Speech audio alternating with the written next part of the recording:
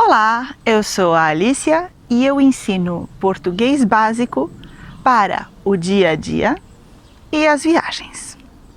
Aqui no menu você pode modificar a velocidade do vídeo e o idioma das legendas. Vamos lá! Olá, nesse vídeo de português para estrangeiros eu vou ensinar para você como você pode indicar a sua motivação, o seu objetivo ao aprender português. Você vai usar a seguinte estrutura: eu aprendo ou eu estudo português para. E depois do para você vai adicionar um verbo no infinitivo. Portanto, você pode dizer: aprendo português para viajar para o Brasil ou para Portugal. Aprendo português para trabalhar no Brasil ou em Portugal? Para estudar no Brasil, em Portugal? Para morar no Brasil ou em Portugal? Você também pode dizer: estudo português para conversar com amigos ou conversar com a minha família.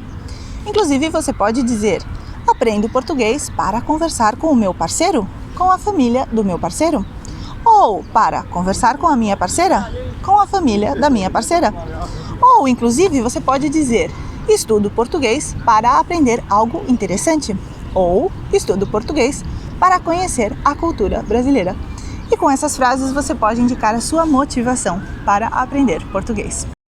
Gratidão por estar aqui.